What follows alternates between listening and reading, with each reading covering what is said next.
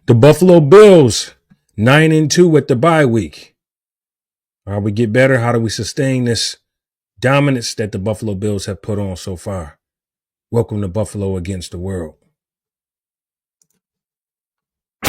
This is Buffalo Against the World Sports Talk with Kulu and Cousin Brad. Bills Mafia. It's our time. Act like you know, baby. Act like you know.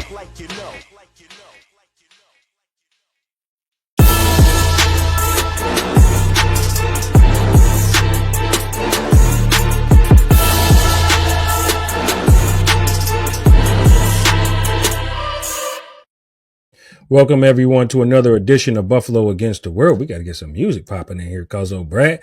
Yeah. Man, how are you doing, cuz, man? And how are all our fans, man? Give us a shout out if you are in the BI, man. We glad to be here with you guys.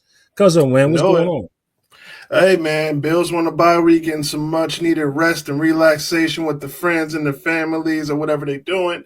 It took some time off. They're good to heal up. And it was an interesting week in sports. I don't know if you want to tell our viewers. We actually had a great bowling game yesterday. Went out and bowled with the family, had a good time. Everybody came out and did a thing, and this is going to be interesting stuff. We got a special guest on the show today. We're going to have NFL official Rich Reels on the line. We're going to have him on the show today. I call him Uncle Rich, but he's Richard Reels professionally. We're going to have him on the show today. What do you think? Should I take him around the league first? Yeah, man. Take us around the league, and then we're going to get into a couple things, then we're going to bring Rich in the game. All right, let's go around the league. Let's take a stroll down week 12. Let's go. Starting with Thursday's game. It was a really weird game up in Cleveland across the lake. The Browns beat the Pittsburgh Steelers 24-19 in the snow on a Thursday. It was bad out there. The weather conditions were terrible. And the Browns pulled off the dub. Shout out to them. The Tennessee Titans upset the Houston Texans, beating them 32-27. Shout out to Tennessee getting the job done. The Minnesota Vikings beating the Bears 30-27. The Cowboys, how about them Cowboys? Get back on the winning path, beating the Washington Commandskins 34-26. The Dolphins beat on the New England Patriots, beating them 34-15. The Kansas City Chiefs, I guess, had a tough time beating up the Carolina Kitty Cats. Then they realized they were the Chiefs, and they just ended up beating them 30-27. And the Tampa Bay Buccaneers just beat the crap out of the New York Giants, beating them 30-7. I don't even know why they showed up. The Motor City Kitties beat the Indianapolis Colts 24-6. The Denver Broncos beat the Las Vegas Raiders 29-19. Tight game with the Seahawks and the Cardinals. The Seahawks prevailed, beating the Cardinals 16-6. Packers beat the 49ers, who we play next week, beating them 38-10. And last night's game, the Eagles and Los Angeles Rams. The Eagles beat them 30-20. And tonight's game is the Harbaugh Bowl. We got the Harbaugh Bowl back. The L.A. Chargers take on the Baltimore Ravens in a Harbaugh Bowl. John Harbaugh versus Jim Harbaugh. We got it again. We didn't ask for it, but we got it again. That's going to be tonight's game. Oh, that's that awesome. Is around the league. All right, man. We definitely going to come back to that Daniel Jones situation. But right now. Oh, yeah. We'll get to that. We definitely going to get to that. Cuz, man, we got a special guest, as you mentioned, that's going to be joining us, Richard Reels, NFL official for a very, very long time. Used to hook us up with Bills right ticket. There. That's his jersey. That's his jersey, Mr. Richard Reels. You see it. Number 83 or 83, just like Andre Reed, huh? You know it. His jersey's right behind me, baby. Yes, sir, man. So why don't you tell us a little bit about Richard and how you got to know Richard before we bring him on in just a little bit. Okay. Well, I've known him since I've been a child, actually. He was friends with our Uncle Otis Smith, or Bobby, Uncle Bobby, uncle that tells us don't be no fool. They were friends in Chicago, and I think they were on a bowling team together, if I'm not mistaken. And every time he would referee games, he would come to Buffalo, and they would have extra tickets to give away. And we're here. We're Bills fans. his uncle, my uncle suggested, why not, give him to my dad. And my dad would take us to the different games, and we were going ever since. And he's been a part of my life ever since I've been young. He would always, every time he came here, we, have dinner with him. We would take him to Niagara Falls. We'd do whatever we could to make him feel comfortable while he was here in time. And he would give us tickets. I would help him out what's called a field inspection, where I actually get to go on the field, meet some of the players. He was actually the reason why I actually saw Jerry Rice run past me. Wow. Yes, Jerry Rice, the Jerry Rice. He floated past me. It was surreal. He kind of floated. He didn't run. He floated. It was like, wow. But so we're going to be taking some questions live. We're going to be trying to take a few questions, maybe one or two from the chat about officiating, if you would like, about the history of officiating in the NFL, if you would like as well. So we're definitely going to do that. So, Cuzzo Brad, we're going to let you cue that up, and you just give me the signal when you're ready, all right? All righty. I'll be back. All right, Cuzzo Brad will be back. But as we get started right here in the show today, let's talk about the Bills offense as we're in the bye week. What do you like? What do you didn't like? Leave it down in the chat. I'll tell you a few things that I liked. And obviously, Super 17 is that boy. Super 17 is really having a career season right now. Really, in my mind, in most of Bills fans' mind, he is leading the race of the MVP. And, again, Josh Allen has been slighted a few times when it comes to MVP. But I think definitely this year is his year to win it. There's no one better. I heard someone at work, they was talking to me about, well, what about Lamar Jackson? I mean, Lamar Jackson is having a phenomenal season as well. But you look at the guy who's behind him, Derrick Henry. I mean, he's playing amazing, lights out. No brainer when I wanted this kid here as well. I wanted him here in Buffalo because dude's like a woolly mammoth out there running the football. But the thing is, Josh Allen doesn't particularly have Derrick Henry behind him. So a lot of that running people over, Josh Allen is doing that himself on top of throwing lasers and throwing touchdowns and passing O.J. Simpson and close to passing Thurman Thomas. I mean, so clearly he's the forerunner of the MVP, front runner for the MVP, in my opinion. Let's go in the backfield, y'all. What do you think about James Cook right now? What do you think about Ray Davis in his rookie season? I like on both of these guys. Obviously, James Cook, there's going to be talk about a contract coming up very soon. I think he's playing lights out. He's got over 10 touchdowns in this season already, having a really, really good start to the season. We wouldn't be talking about the running backs or what Josh Allen is doing if we don't talk about the offensive line. I said it last week on the show, and Cousin Brad agreed with me that really, though, this offensive line is playing very, very well together. All right. You move Connor McGovern into the center position. To me, Connor McGovern has been the most consistent offensive lineman on this Buffalo Bill roster. O'Cyrus Torrence, we got to give O'Cyrus some props. Why we got to give O'Cyrus props? Just look at who he was playing against last week against the Chiefs, who he manhandled. That was Chris Jones. Manhandled him. We know Deion Dawkins is the anchor, is the full man. He's just the all-around guy, team guy for that offensive line. We love Deion Dawkins to death. So shout out to Deion Dawkins. On the other side, you got Brown is playing well as well. Brown is doing his thing. The offensive line all across the board has been stellar. So you don't see Josh Allen throwing dimes, running touchdowns. You don't see James Cook getting 10 touchdowns. You don't see Ray Davis breaking out the backfield as well in his rookie season without those big guys up front. So shout out to the Buffalo Bill offensive line. Receivers.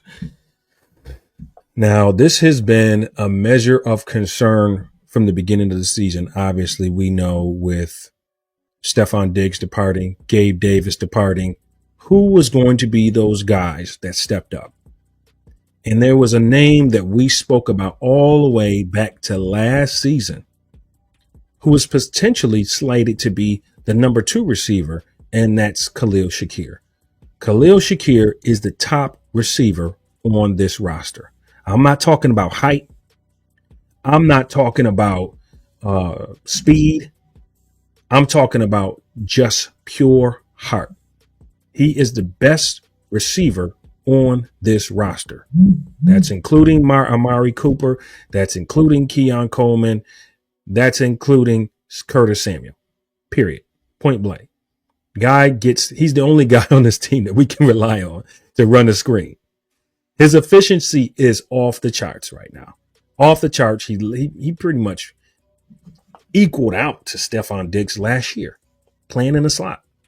Cuzzo Brad, I asked Cuzzo, I said, how about we just move him to number 2? Cuzzo made a very good suggestion. Leave the kid where he is. Leave the kid where he is. Continues to play with big heart. Continues to play dominant. Shout out to Khalil Shakir. All right, so we're going to put this on pause and we're going to come back to this here because we got Richard on the line.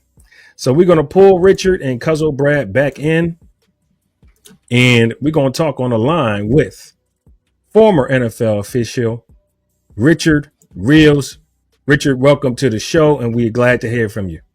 That's right, ladies and gentlemen. All our viewers watching right now, ladies and gentlemen, I call him Uncle Rich, but professionally he's known as former NFL official Richard Reels is on the phone with us. Richard, how you doing today, man? I'm doing great, man. The man is getting older now, but everything is going well. That's good. So I just told our viewers, for those who don't know, I've known you since I've been a young child. You knew my uncle Otis, for a very long time. And I was telling our viewers how every time you came to Buffalo, you would look out for us, giving us tickets to the game. And I would, you would allow us to help you with your field inspection and things of that nature. And we greatly appreciate everything you've ever done. I got your jersey hanging. I don't know if you can see it. You probably can't see it, but I got your jersey hanging right behind me that you sent me a long time ago. And we just want to first off, before we even start the interview, I want to give you a lot of appreciation for everything you've ever done for us, coming to the game with the field inspection, everything. A lot of our viewers are saying hi to you. So thank you for everything you've done, Uncle Rich. We appreciate it. It was very easy because you are some of the greatest people that I ever met and ever associated myself with. And I can tell you, your family is number one. It's people that I used to visit when I went to different cities. Thank you. And it was very few people that I went to see. It was usually business because I worked another job and I had to get back to work. Right. But you guys always made me feel like at home. And I really appreciate you guys. Oh, well, thank you very much. So my first question is, number one, how did you get into becoming an NFL official? That's number one. How did that come about? Well, it started, man. It took me 20 years to get there. Wow. I started off working grammar school games. Uh-huh. And when I was in college, I had a summer job where I worked for the YMCA. Okay. And I started officiating, say, at about 19, 20. Wow. And I've always played sports. Yeah. And it was very interesting being on the official side. Mm-hmm. And one summer I ran a basketball tournament for the youth, grammar school ages, and I officiated most of the games. Mm-hmm. And I got a feel for it there. Okay, great. Awesome. Okay, so let me ask you this now. I've seen you in a bunch of highlights. I love actually looking at old highlights on the internet. I love seeing you there in the highlights. Number one, do you have a favorite athlete who you actually refereed a game? Do you have a certain athlete we just saw and said, wow, this guy is completely amazing? I know you've seen a bunch of athletes. Do you have a favorite one you've ever had a chance to officiate? Who's the greatest wide receiver that played for the 49ers? Jerry Rice. He is. He's the number one guy. I've called fouls on plays he made. Oh. And usually when the referee came down the field to see what my flag was for, he would ask me what happened, and I would say interference on the Buffalo player. And by the way, he did catch the ball. He obviously did. Definitely. But he was one of the greatest, man. Oh man, Jerry Rice. And I was telling our viewers before I even brought you on, you were actually the reason how I actually got to, I didn't meet him, but when we did a field inspection, when we played the 49ers one year, he actually ran past me and I was just like, oh my God, that's Jerry Rice. And he just ran, and I just thought, I was like, man, I'll never forget this moment. And I never forgot it to this day. A couple of questions from some of our fans here. Number one is, now, obviously, you have to stay in shape being an official. How did you stay in shape? Because you got to keep up with these guys. These guys are world-class athletes. How do you stay in shape, to stay up with these athletes as you're on the field with them? Well, basically, as I got older, it was a little harder, but I've always had a treadmill. And in the summer months, I would prep myself that way. And, I always looked at sports officiating as a way of getting some exercise. Definitely. And getting paid very handsomely. Yeah. All right. It made it easy because right now I still have a treadmill now, and I'm 75 years old, and I still get on it at least 4 times a week, at least walk a couple of miles. I'm not running on it. Oh, man, that's great. That's great. All right, so another question from one of our viewers. How do you feel about today's officiating from when you were doing it to now? Do you think it's better or do you think it's worse with all the cameras and stuff? Well, it's kind of.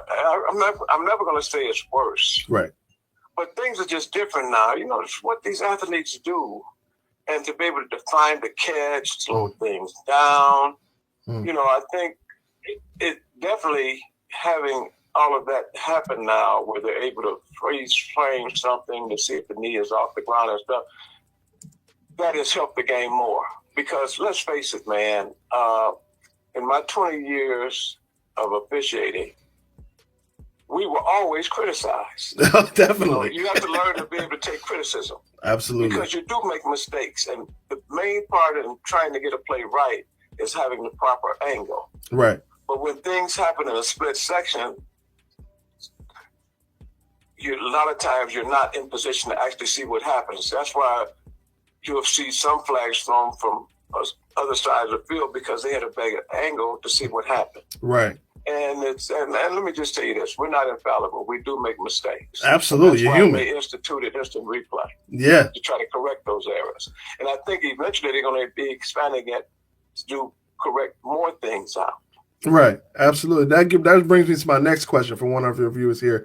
So, the Buffalo Bills have hired John Perry as like an official liaison to like challenge calls if it's needed, if it's necessary, or do they think they got the call wrong?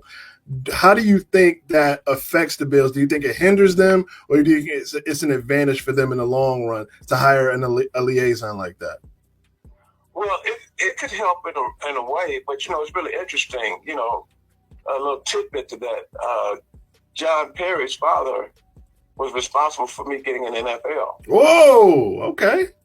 He was the supervisor of officials for the Big Ten, and I worked in the Big Ten 6 years. I did 4 bowl games. Okay. I don't know if you're familiar with Bo Schembechler. Yes. I worked his last game. Really? I think it was a 90 Rose Bowl. Wow. I've been really blessed as far as officiating is concerned. Yeah. Because it's a lot of nepotism in it also, man. And you got to have certain people to push you. Right. Well, that's amazing. That's amazing. All right. So you've been up here. You've been up here countless times. We've seen you. We've had you over for dinner. We've had you. We took you. We went to Niagara Falls. We did a lot of things. I have to ask you this question because I can't regret it. I don't want to regret it. Do you have a most memorable Bills game that you officiated? It had to be when you guys upset the Patriots. I think it was. You had gotten I can't remember his name, but one of the Patriots was traded to you guys. Oh, Malloy. Yeah, Lawyer Malloy. Yes. As a matter of fact, there was a picture in Sports Illustrated when he intercepted the ball in the end zone. Yeah. Yes. Believe it or not, that is my favorite Bills game. That is the Tom Brady. We beat them 31-0 opening game, and that was the first time we beat Brady. Yeah, that's awesome. That's awesome. That's my most you go back to that game with the 49ers that you went to. They didn't want you guys there. I know. I remember Coach Mariucci kicking us out. Only, excuse the word, buttheads that would do something like that when you have two young kids wanting to meet the players, get close to them. Right. And everybody's not like that. But, the 49ers were the 49ers back then. Right. And it's ironic because we played them this Sunday night. So, I mean, we, not going to say it's a little added incentive, but it might be. All right. But as far as your family is concerned, your mom and dad were very great to me. You guys made me feel like part of the family. Absolutely. And I would always tell people that was my first favorite place to come, even though I had to deal with all that damn snow. It's snowy up here. Well, thank you. You all used to tell me we got more in Chicago, and that's not true. I can tell you that. Yeah, that's not true. Yeah, you have a lot, but y'all don't have as much as we do. But you have a lot. Well, Uncle Rich, man, thank you. Thank you so much for coming on the show today. We greatly appreciate everything you've ever done for us, and thank you again for coming on the show today. I wish we had more time with you, but thank you again for coming on the show. We greatly appreciate it. And thoughts and prayers for you and your family, too. And have a good holiday, too. And thanks a lot, man. I love you guys. All right. That was NFL, former NFL official Richard Reels on the line. Man, we can't thank him enough, man. That was awesome. That was so awesome. That was great. That was a great call. And you asked some a lot of good questions. Thank you to our fans who sent in some questions that we got ahead of time. And, it's interesting when you talk about officiating and, look, John Perry his father is responsible for Richard even becoming an official. I mean, just amazing stuff. A lot of fans, we're hard on the officials, but you heard what Richard said. Richard said they are not perfect, and there is something we could have talked about, but we'll bring them on for another time. But just what is the, what do they go through when they find out that they make a bad call? I think that's something that could be discussed in the future. But we'll definitely have Uncle Rich on again. We're gonna have him again. We're gonna have him on again. Yeah, he's locked in now.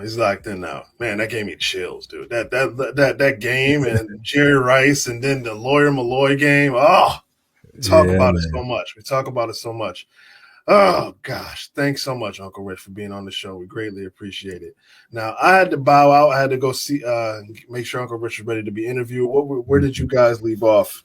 We left off at we were at the receiver position. I talked about Khalil Shakir before you gave me the signal to come back in. Okay. And just to me, he's undisputedly the best receiver on this roster right now. And I said, I'm not talking about size. I'm not talking about speed. I'm talking about heart. Okay. Yeah, I think Khalil Shakir is definitely he's Mr. Everything. He can go across the middle. I haven't really seen him stretch the field a lot, but he'll go in across the middle. He'll do the dirty work. He'll catch a screen pass and follow his blocking. And, I mean, you can look at the game tape. He is almost impossible to get on the ground. So, dude really literally does it all. And he blocks well, too. He doesn't get a lot of recognition for his blocking. But him and Matt Collins definitely make lanes for Ray Davis and James Cook and even Josh Allen. So, Khalil Shakir does exactly what he's supposed to do. So shout out to him, man. Definitely our number one. I mean, we do have Amari Cooper. We do have Keon Coleman. We do have Matt Collins. We got a lot of guys. But Mr. Everything is definitely Khalil Shakir. I got to give it to him. Yeah, and I'm most impressed right under Shakir is Coleman. Rookie season, had a slow start to the season, but he's come on. He's gradually getting better. He's getting his confidence together. The injury might be a setback. We'll see what he does when he gets back. The bye week definitely will help him to get a little bit healthy, but he's starting to use his size. He's realizing the NFL speed, and he's starting to use his size to his advantage. So big shout out to him. What's your thoughts on Keon Coleman so far? I think Keon Coleman has come in and fit this like a glove. Yeah, some growing pains, transitioning from the college game to the NFL. Some bumps in the road, but he has fit this like a glove. He goes out there and he really plays with all he's got. He go out, he blocks, he chases the ball down, he tries to go get it. And I got to give him credit on this too. He has, if you look at the games, he's got some of the best drip on the team. Like he looks fly out there. He looks fly. The one game he had the red cleat and the blue cleat, the red glove and the blue glove. He looked fly out there. I got to give him his credit on his style. He got the 2 mouthpieces in. He got the chain going. I'm like, man, he bring a lot of swag to this team. But dude leaves it on the field. For a rookie, he is playing well above his years. I got to give him credit. I think we made the right call when it comes to drafting him. Yeah. And then we got to go talk about Mack Hollins. Mack Hollins is getting those passes in the trenches. I think he's doing pretty good for what he was paid to do. I would like to see more. Last week we saw a lot more of Mack Hollins. So he's definitely doing what he was picked up to do. Mm-hmm. Yeah, absolutely. And I got to give Mack his credit where credit is due. I was not expecting what we got out of Mack Hollins so far this year. I was not expecting him to have this amount of touchdowns this year. I was not expecting him to have the season he's having. And he has stepped right up to the plate with the guys we have going out. He has stepped right up, next man up situation, and he blocks extremely well. On that Ray Davis run, I don't know if you guys saw when Ray Davis went into touchdown. I think it was against the Dolphins. Mack Hollins just laid the lumber to, I think it was Jalen Ramsey, laid the lumber to him and just cleared the way for Ray Davis to get in the end zone. So Mack Hollins does a lot of dirty work, and he called the shot. I don't know if you guys seen this, the Josh Allen play against Kansas City. He called the shot. Josh Allen was pretty much, I want to say he got the first down at that point. So he was only 2 yards after the first down. Mack Hollins put his hands up and said, oh, he's going for 6. He's going for 6. He put his hands. If you look at the replay, you look at Mack Hollins, he's going like this. Like he knew it was a touchdown. So shout out to Mack Hollins. I love the Barefoot Bandit. Shout out to him. Yeah, man. And just to get in some statistics here, you got, Josh Allen is playing at a very high level. 200 and right now he's at 2,543, 18 touchdowns. That's just passing touchdowns. So he's having an outstanding year so far. 98 rating. Go ahead. 5 interceptions. The interceptions are way down compared to last year. Absolutely. Definitely I don't even want to say midseason, but definitely the bye week MVP is Josh Allen. I mean, what else does he have to do to win MVP at this point? What else does he have to do? Like, I get it. They pick it later in the year. But unless this dude, he could have a tailspin and the season could go down the drain and he should still win MVP. Like, he is playing that well. Like, what else does he have to do? Maybe he can kick field goals. You think he can kick field goals? Maybe put him on defense. Let him get a sack. What do you think? Do something with him? Maybe play kick return? I think it's easy for him to win it this year. He's really having a great year. One thing I would like to see though, I would like to see improvement from our tight ends. That's one position where we expected Dalton Kincaid to lead this receiving corps, period. That did not happen. In fact, it's still Khalil Shakir with 599 yards receiving. I mean, still silence from, I don't want to say silence, but it's just not what we expected, especially in this sophomore season. What you think about Kincaid so far? I mean, he's been on the field and off the field too. I mean, he's been kind of in and out of the lineup, and Dawson Knox has been kind of the same. But I think they're playing pretty well. The numbers don't reflect what they're actually doing. I think Dalton Kincaid is Mr. Reliable when Josh Allen needs him on those 3rd and 7s and those 3rd and 6s. He's always there to catch a pass.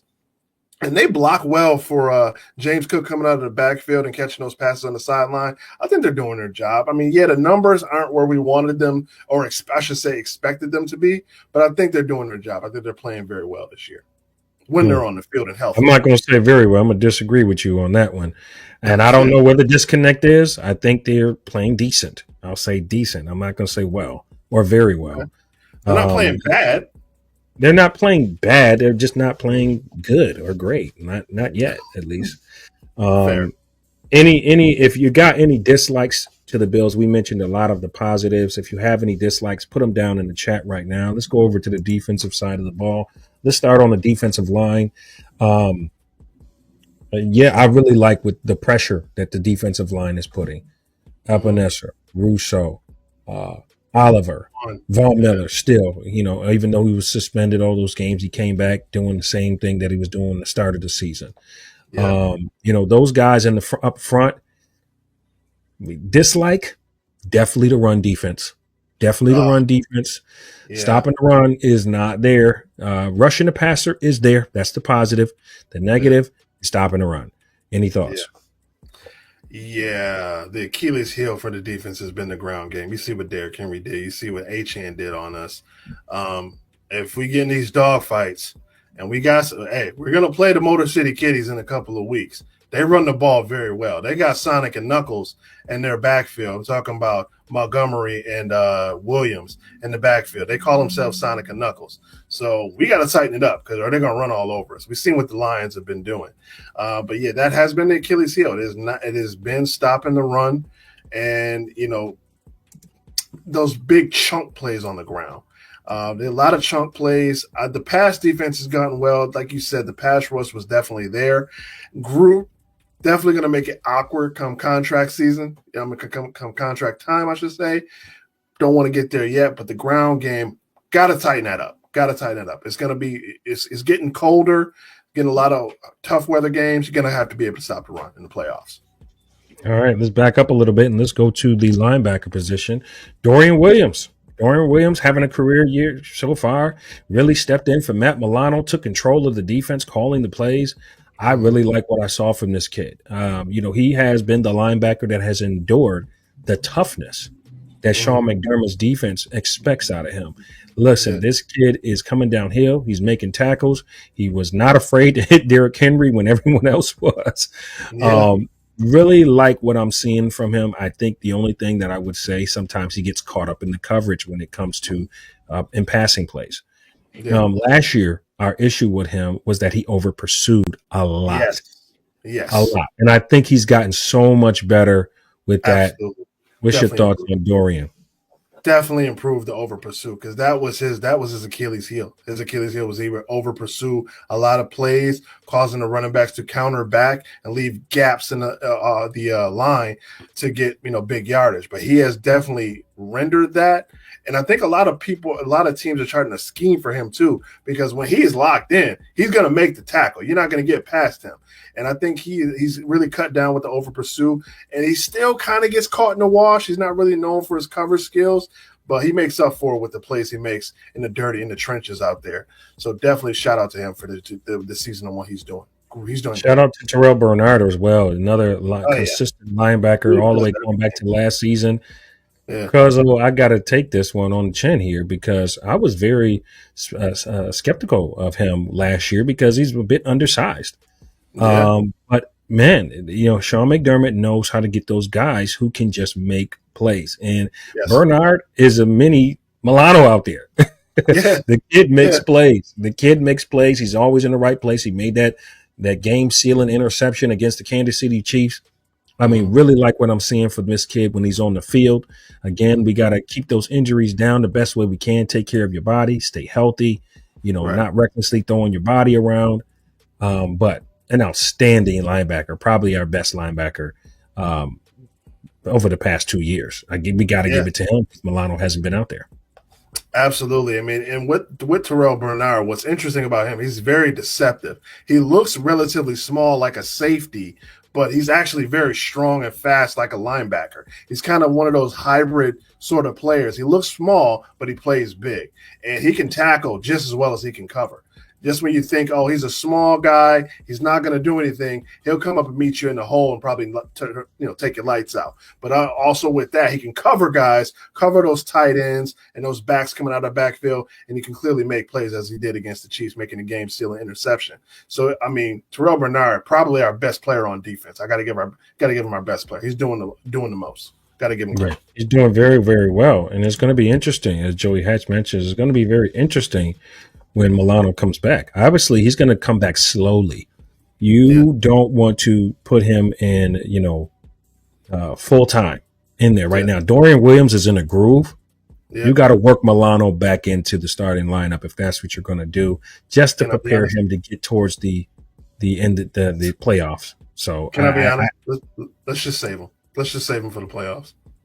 Can't do that. You can't do that because you can't do that. Why? Because this is football. In football, you have to play to get better.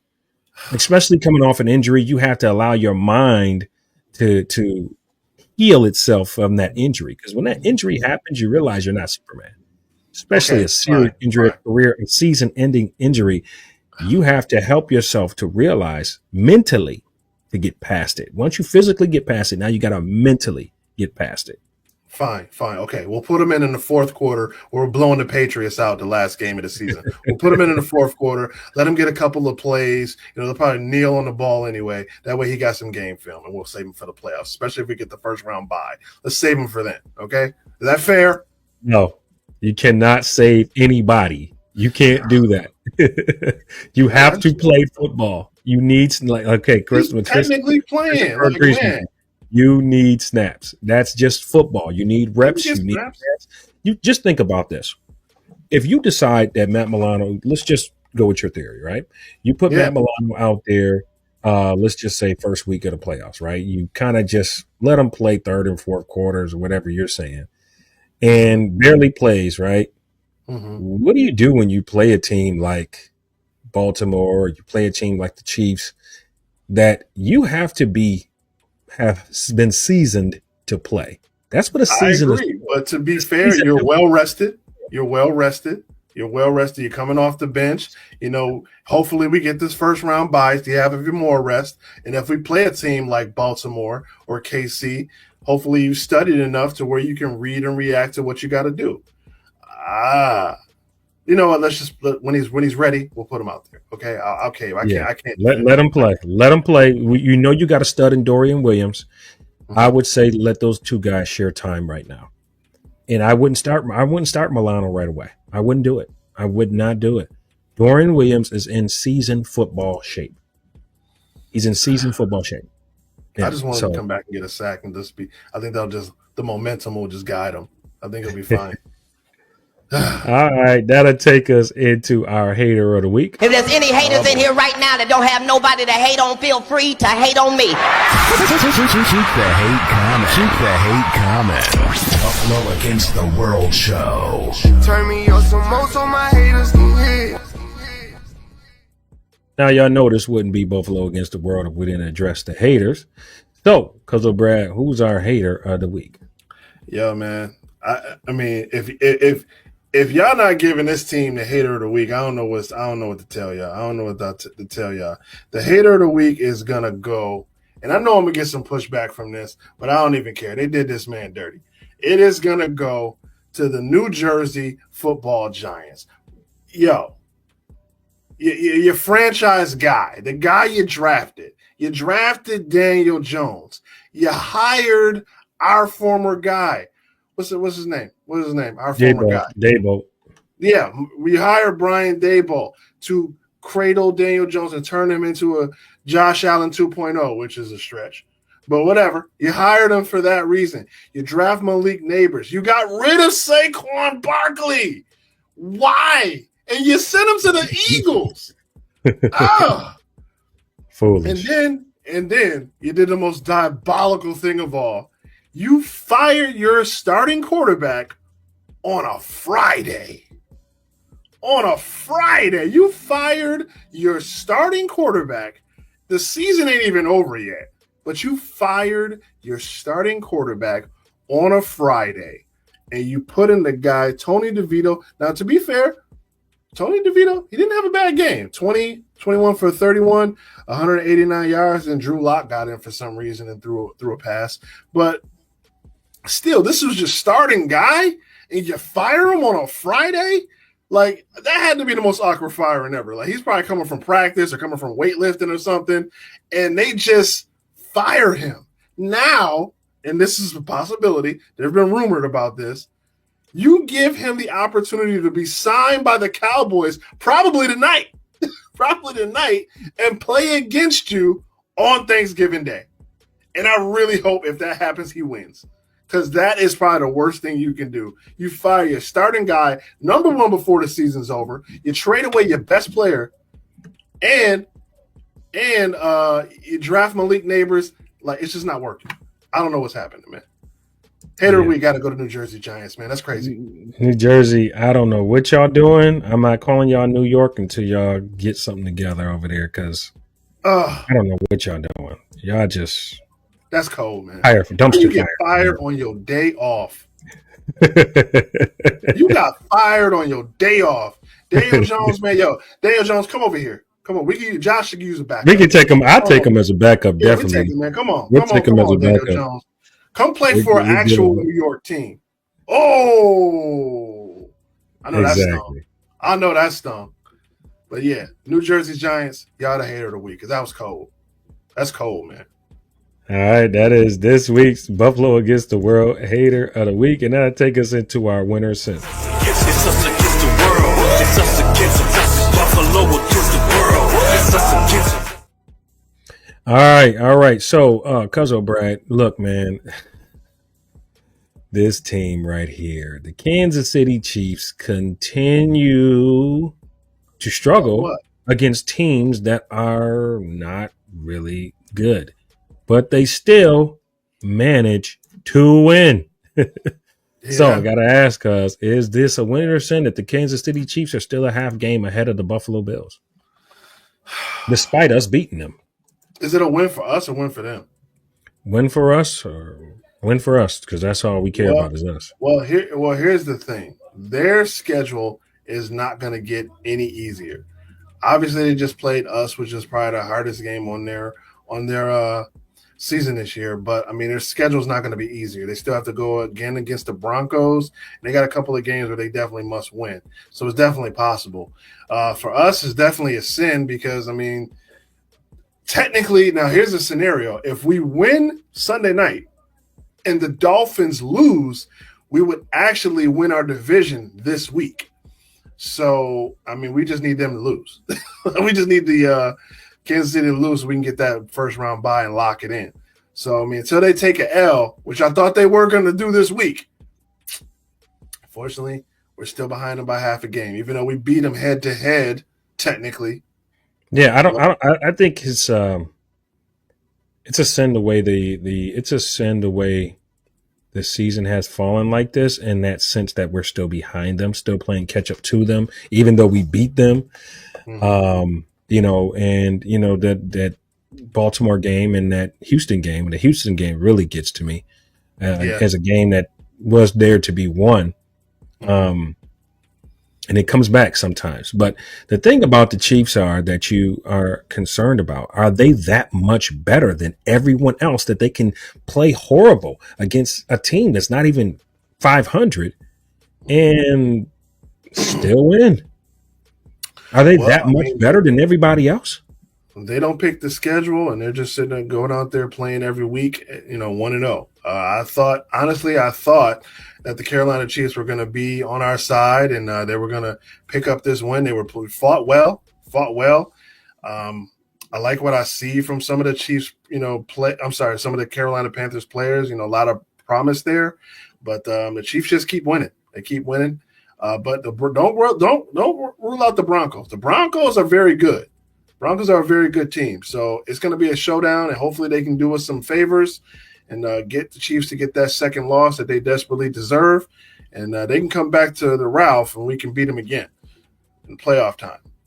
Yeah, and that's what we want to see. Look, I don't want to just, like I told you, people were saying let's just lose to the Chiefs and then beat them in the regular season, because people don't think we can beat them twice in the season. No, I say beat them twice in the season.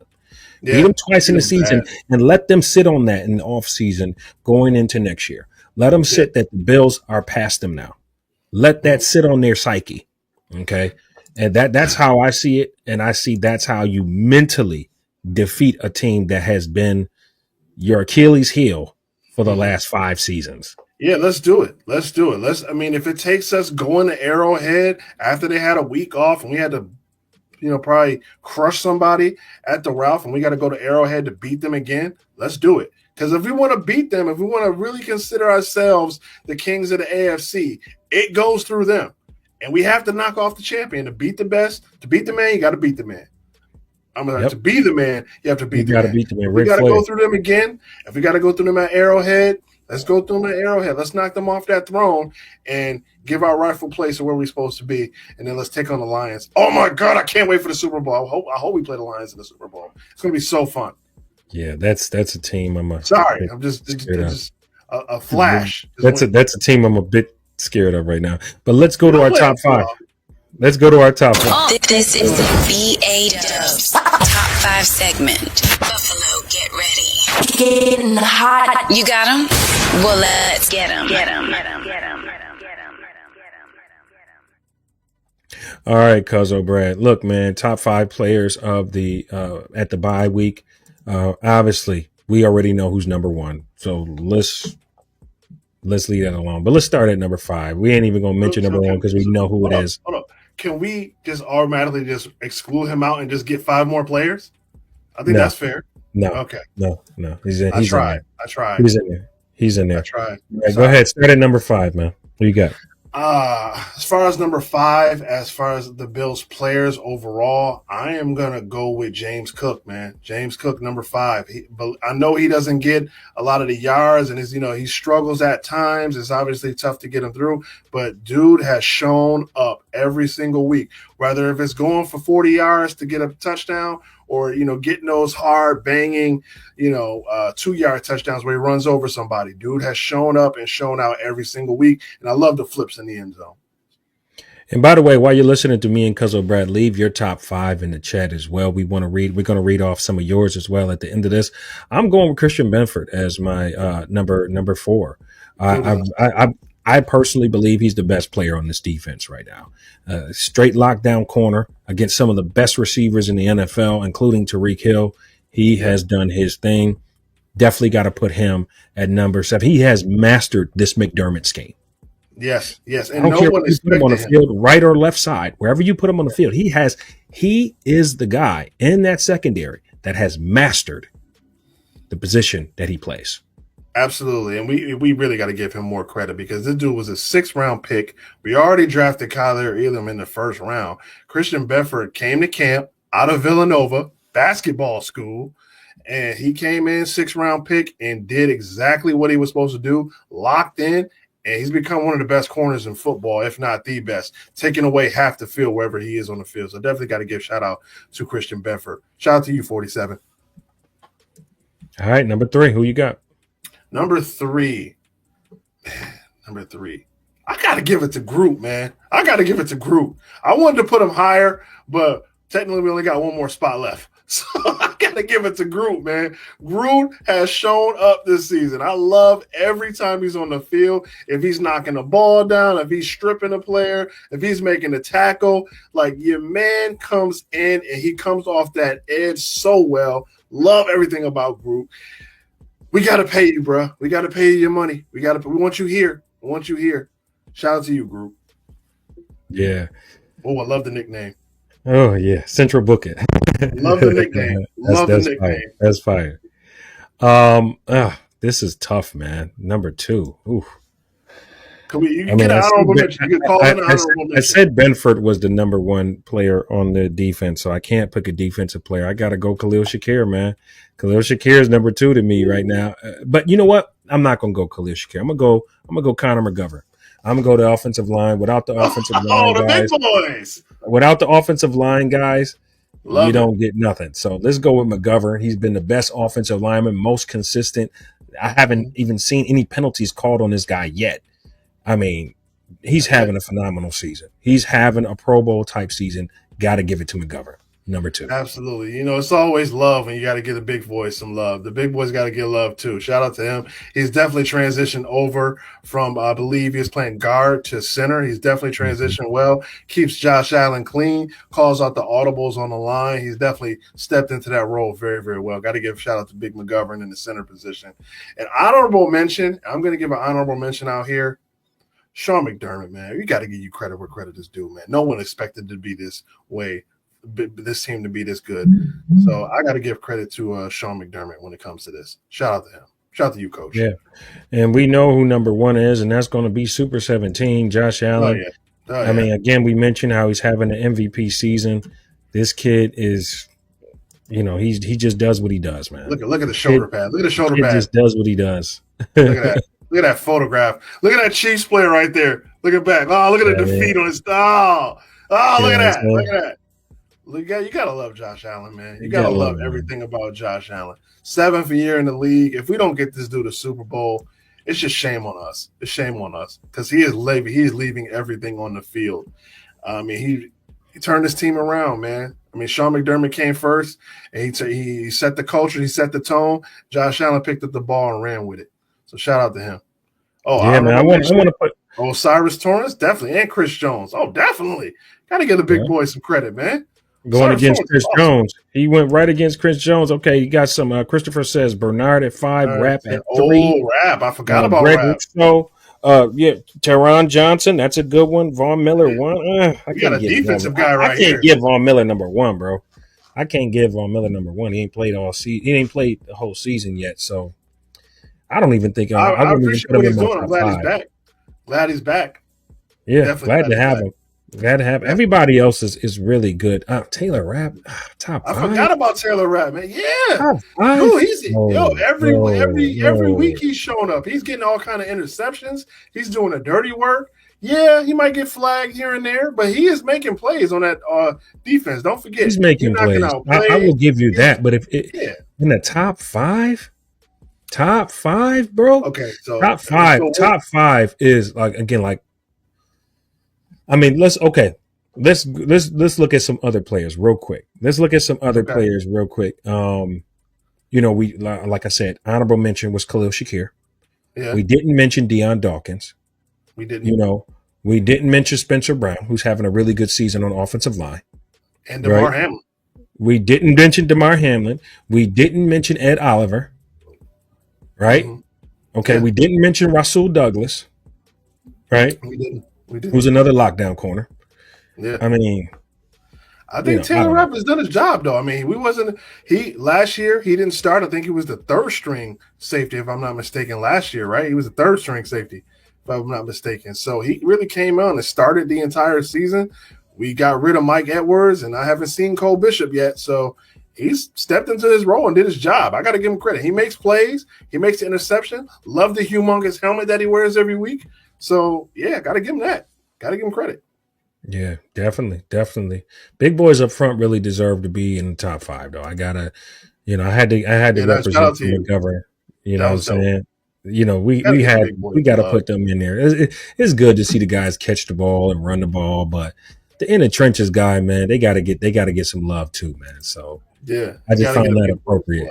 So it is what it is. Josh clean. They keep him clean.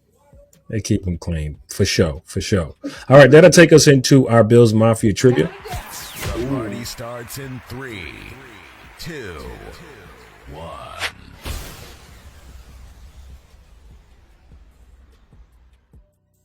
Cousin Brett, I love this part of the show because I love history. But there's some history of some people that people actually forget. Let's take you back to the 90s. All right. Let's just see who remembers a guy that some probably could have considered kind of irrelevant for the team. Really? Which quarterback was the 3rd stringer behind Jim Kelly and Frank Wright in 1990? Oh, man. 1990 to 1993. Okay, I'm going to get this. I don't know his first name, but I know his last name. And I know his jersey number. I know his jersey number. And this guy probably never saw the field. He never saw the field in practice. He literally was there to hold a clipboard and to get Jim water. That was his job. He was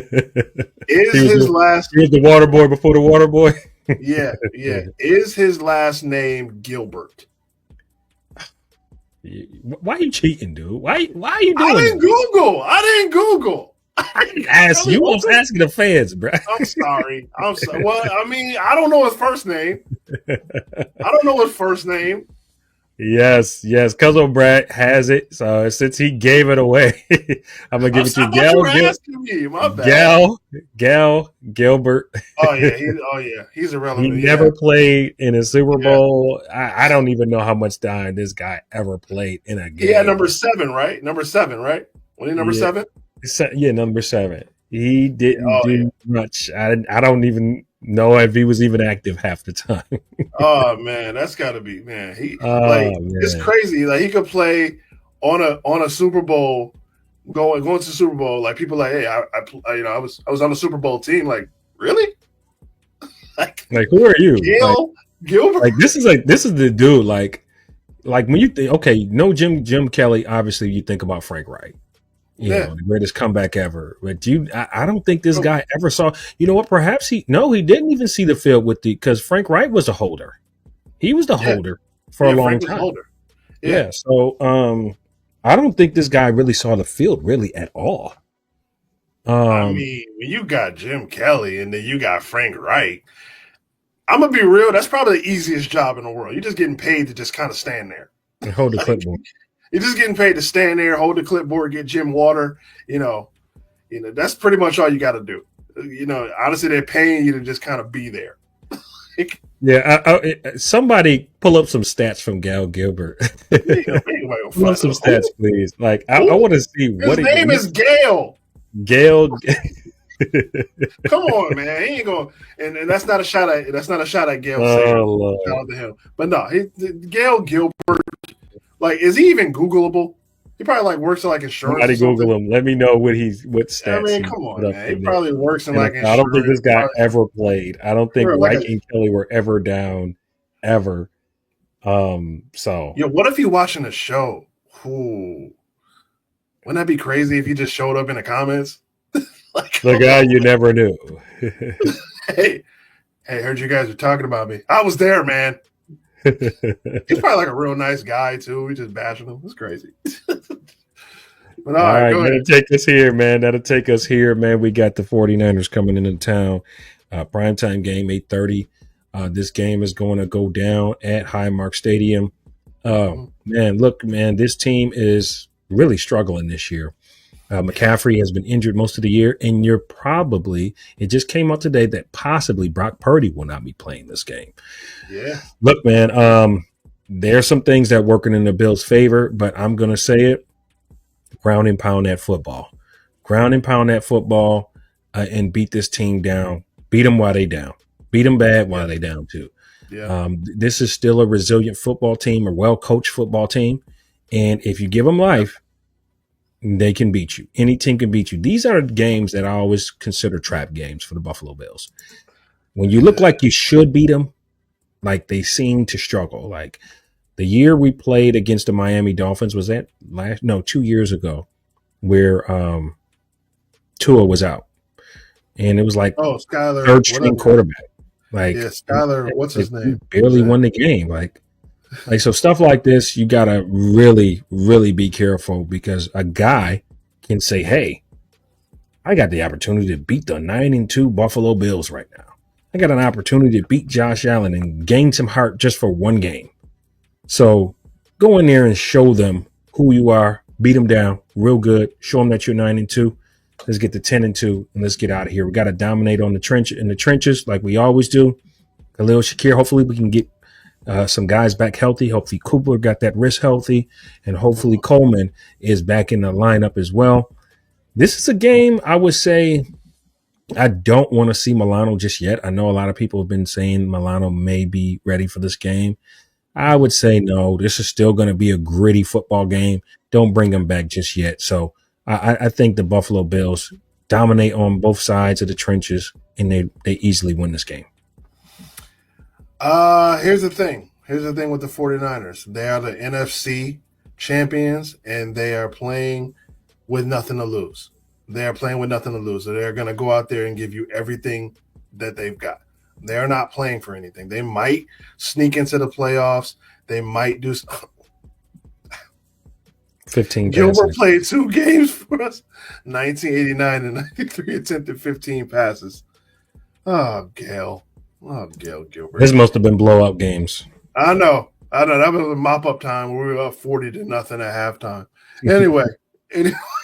Anyway, the 49ers have nothing to lose. They have nothing to. They're going out there with house money, going out there to play. They got Brandon Allen as their quarterback. He didn't play bad. He was 17 for 29, 199 yards.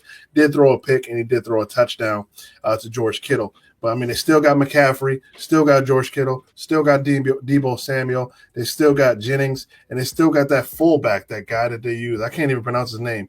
Jiznik, that guy? Mm-hmm. Yeah, they still have him.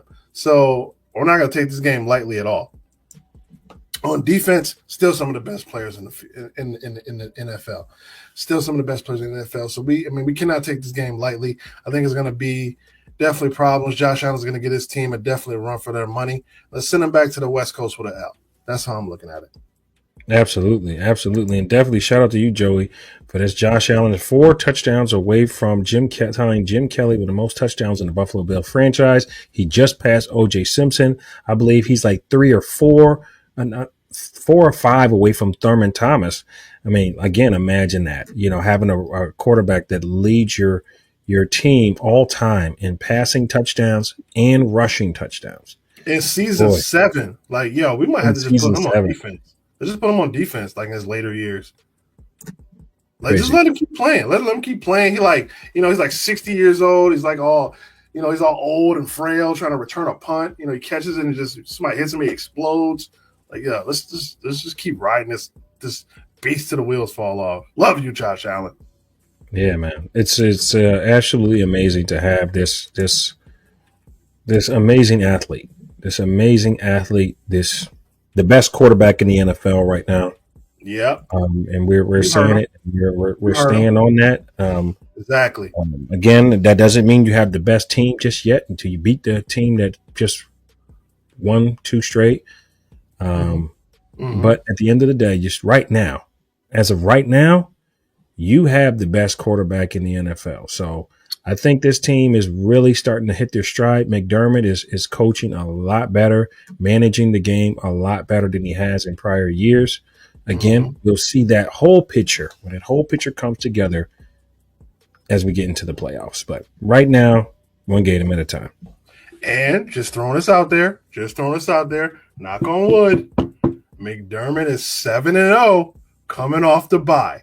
So if you don't think he's studying right now, I don't know what to tell you. He's undefeated coming off the bye.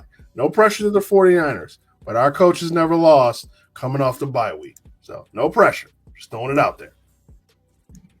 All right. This has been another show of Buffalo Against the World. Me and Cuzzo Brad are here every single Monday. Hit after hit after hit. Non-stop. It's Buffalo Against the World show. Lot of hits. So make sure you like, share, subscribe to the Built-in Buffalo platform that brings you Buffalo Against the World. And also make sure you give a major shout out to Monster Energy Drink, the official energy partner of the Built-in Buffalo platform, which ultimately bring you Buffalo Against the World. Go Bills. Go Bills, baby. Thank you, Richard Rears, for being on the show. Salute to all my Bills fans out there. Another weekend of books. Let's bring down the 49ers. Let's go. This is Buffalo Against the World Sports Talk with Kulu and Cousin Brad. Bills Mafia. It's our time. Act like you know, baby. Act like you know.